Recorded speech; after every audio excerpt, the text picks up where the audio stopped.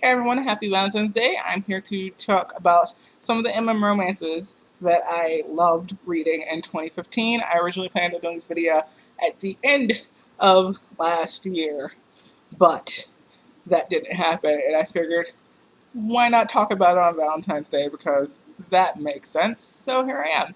And I'm going to basically be talking about my top 12, not in the order because I just couldn't figure out the order. But we're just going to talk about like 12 of my favorite Emma romances from last year. And I'm just going to jump right into it with my first one I'm going to talk about, which is You and a Billion Blue Tiles. The story I was one that I was trying to find for such a long time. It's not on Amazon. It's not on like any place where you can buy it. Most of these are all free.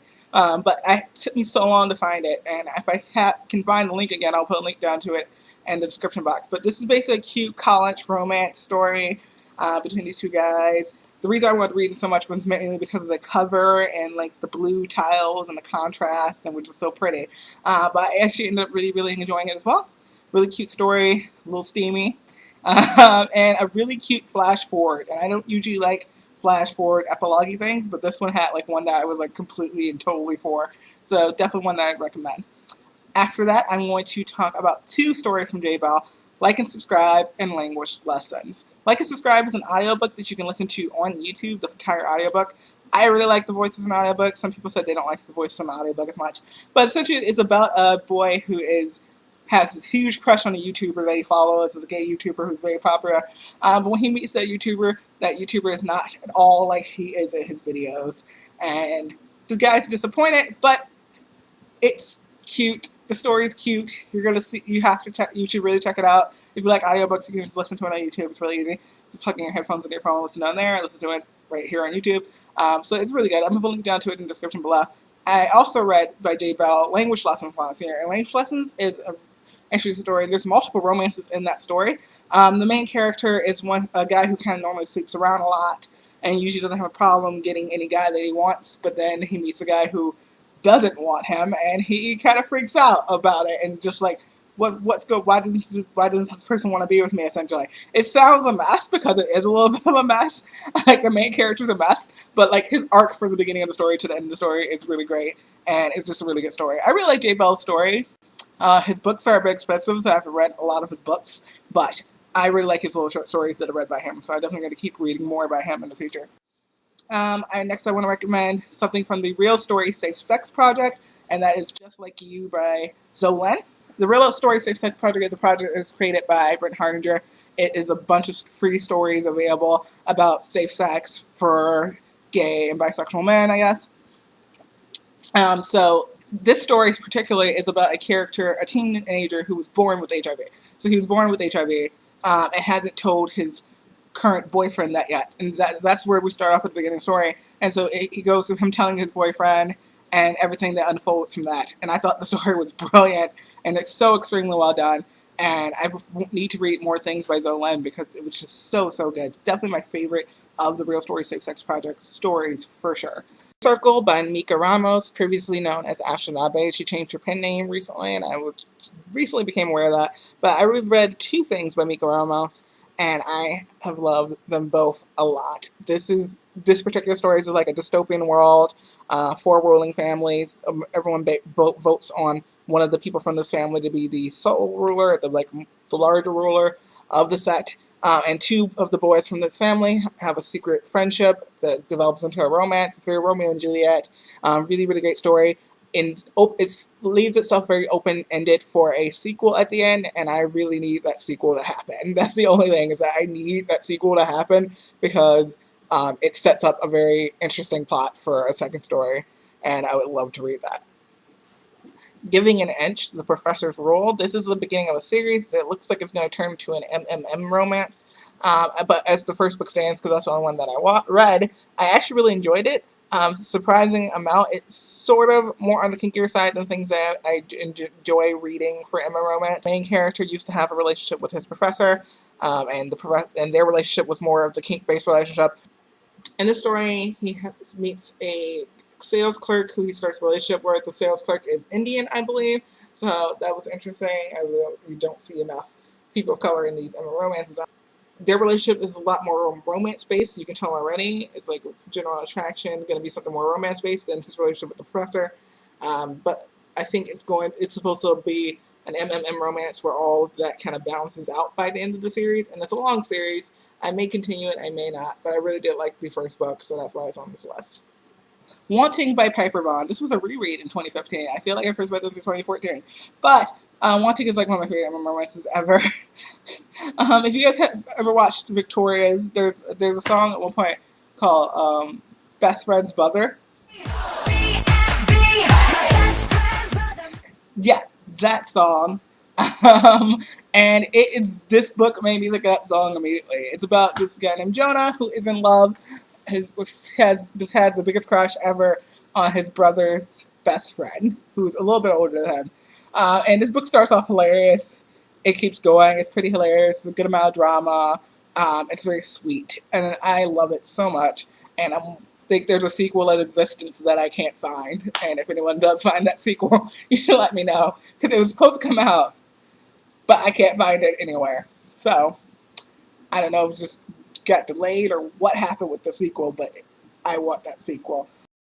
I read the 1.5, which came out on a Valentine's Day. I think it was, and it was really cute. It was a cute little Valentine's story with them. It was geeky, and I really liked it. But I'm waiting for the sequel for Wanting, which is called Ringing True. So if anyone can find that, you should let me know where it is. Surf with the Vampire by Jack Scarron. This was a story that I got off of NetGalley, and it took me a really long time to get around to actually reading it. And that's because it's kind of hard to get. It's a little bit difficult to begin. This is a full-length book. Like, this is not like a short romance. This is a full-length book with a lot of action, a lot of characters, death, drama. It's about this guy named, I don't know the main vampire's name. The main vampire who is a lot older, and this other guy that he has a relationship with. Let's just say vampires are a bit homophobic, which is not really surprising considering how long they've lived and what time period some of the vampires are from, so you get to deal with a lot of vampire homophobia. The main vampire, what I really liked about him is he's not really like an action vampire. He doesn't get involved in the fighting. There's a lot of fighting in his book, and he's really not a part of it at all. It's really like the other vampires like Cash and Emma, who are fantastic characters in my opinion. So yeah, it was a really solid story. It's probably on the lower half of my 12 just because of what I'm thinking about it right now. It is a little bit difficult to get through, but I really like the Aztec mythology going in there, Aztec traditional stuff that you get to see in a story and things like that. Next up, 2 fantasy detective series that I absolutely loved, and I read them for the Fantasy First Readathon, so I'll put a link down to my wrap-up for the Fantasy First Readathon so you can hear me talk about them more. In more detail, because I think I do in that video, but they are Altered States. Altered States is a New Orleans-based fantasy detective series, which really doesn't get very fantasy until right at the end. It's about these 2 detectives who are recently partnered, and like detective partners, and it's an interracial relationship between 2 of them that forms over the course of the story, which is something I really, really enjoyed. And also you get to see, it was interesting seeing how the out cop dealt with being out in the police force there and how people treated him. And essentially they have to go and solve these gay bashings that are happening in the town and figure out who's doing these gay bashings. On the other side of things, there's another mystery going on in town where their victims have been found with their blood drained completely. Vampires, that was my guess. So yeah, there's like a little bit of a fantasy element, and it's a really cute story, interracial relationship, MM romance that I really, really enjoy. Definitely recommend. The other detective story that I read was Shadow Scars, Rogue Wolf by Zoe Perdita. This story was super fantasy. The 2 main characters are Seth Alwyn, who is a seer of some sort. I think he has like elf blood, and that explains his seeing abilities. And his new partner is a wolf shifter. And they have to go and solve these fantasy things that are happening. The world doesn't know about the supernatural or anything like that in this world, so they're out trying to solve this case that definitely has to do with the fantasy side of the things while hiding it from the police force, what's actually going on there. Because some fantasy people start dying, some witches start getting killed, and things like that are happening, and they have to go and solve it. And slowly they build a romance over the course of the book. I love the 2 main characters in this series so much. And I say in the series because it is a lot of books in the series, but these two characters are only in the first two, I think. They're only focused on the first two. So I'm going to read the sequel that has them in it. I don't know if I'm going to read Script Plays. Do not judge it by the title or the cover. This is actually a really solid story. It's about a very bookish main character who ends up going undercover at a strip club for his uncle or cousin. His uncles and cousins work in the police force in this town, and they need someone to go undercover who won't be recognized. So he goes undercover at the strip club that has some seedy operational things happening. And he's mainly doing it so that he can raise some money to buy the bookstore that he works at. He works at a bookstore currently, and he wants to own it. So it's a very bookish main character going undercover at a strip club, and ended up falling in love with a detective. Didn't expect it. I didn't expect the main character to be as bookish as he was, and it just made me really happy. Running His Way Out by Connor Cavea. What I really loved about this romance is that it didn't go in the direction I thought it would. It's a story about a guy who has his one best friend, and they're best friends for a long time, and then one day their relationship goes a little further, there's kissing and things that happen, and that kind of makes things go a little crazy. And it didn't go in the direction all these stories like this went in. And it made me really happy that it didn't go in the direction that all those stories went in. He doesn't end up staying with a person who treats him badly. He instead kind of runs his way out. He finds a good path for himself by the end of it. The main character does. While there's always this force trying to pull him back, he's always running away from it. And that's what I really, really loved about the story.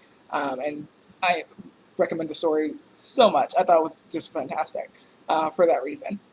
I love The Last Cannoli. It was this really cute story about this guy who gets swindled by his business partner, and then he basically decides to start over. He moves and starts to work at the bakery, decorating cakes, and he starts to fall for his boss. This is a great book. This family is so Italian, and they're so fantastic. And I love the family. They're just ridiculous. They're fantastic. And essentially, it's them building their romance, and then also the family being in competition with another family over whose cannoli is the best, and there's this big cannoli competition, and it just made me want to have cannolis. It really did.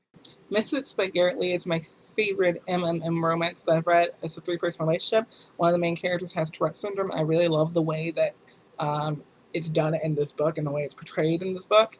And it's also in the backing of a restaurant business, and I apparently like romances with restaurant business. The main couple, the people who start off as a couple, the two guys who start off as a couple, own a chain of restaurants. And the third guy that enters their relationship really brings them closer together, makes the business better in my opinion, and it's just really, really strong story that I absolutely recommend to everyone. It's so good. Alright, that's it for this video. I hope you guys enjoyed it. I will be talking about more romance on this channel occasionally, as I do. I'm going to be doing another romance shuffle, which I did last year, and I know a couple of people asked me if I was going to do that again, and I will be doing that again. And I'll be talking about regular books as well, always, like I always do. But yeah, that's it for this video. I hope you guys liked it. If you did, you should like it. And subscribe.